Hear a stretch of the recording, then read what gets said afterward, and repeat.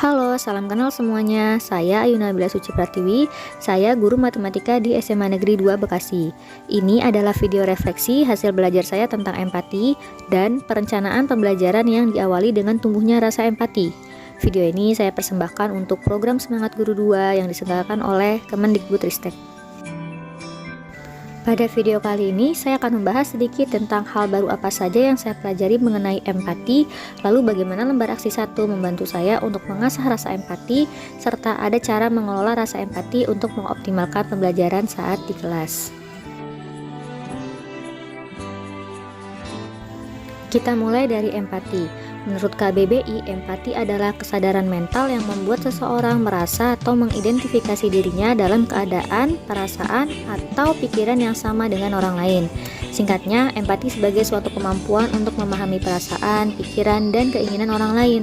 Adanya empati ini akan membuat hati seseorang tergerak untuk melakukan suatu tindakan tertentu. Pada kenyataannya, manusia sudah memiliki empati sejak lahir.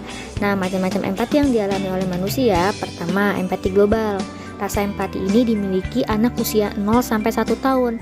Pasti kalian seringkali menyadari kalau bayi menangis biasanya menular, alias bayi yang ada di sekitarnya ikut menangis. Hal ini disebabkan salah satunya karena ada rasa empati pada bayi. Yang kedua, empati egosentris. Ini dialami anak usia 1-6 tahun atau usia balita. Anak pada usia balita menerima kenyataan sesuai keinginannya.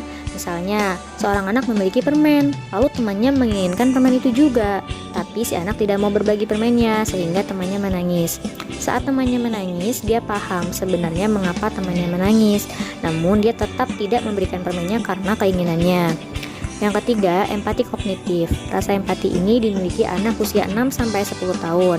Dalam fase ini, biasanya anak-anak mulai bisa memahami dengan lebih baik kondisi teman atau orang terdekat di sekitarnya. Jika ada yang menangis, anak akan paham, oh dia menangis berarti dia sedih. Yang terakhir, empati abstrak. Ini rasa empati yang sudah lebih sempurna dan dimiliki oleh anak usia 10 tahun ke atas. Rasa empati ini sudah lebih luas dan tidak hanya ada untuk orang terdekat saja. Mereka juga sudah lebih paham tindakan apa yang tepat dalam mengekspresikan rasa empatinya.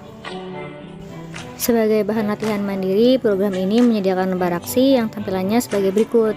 Dengan mengerjakan lembar aksi ini, saya semakin paham bagaimana menumbuhkan rasa empati yang lebih baik dan tepat dalam memberikan respon kepada lawan bicara saya.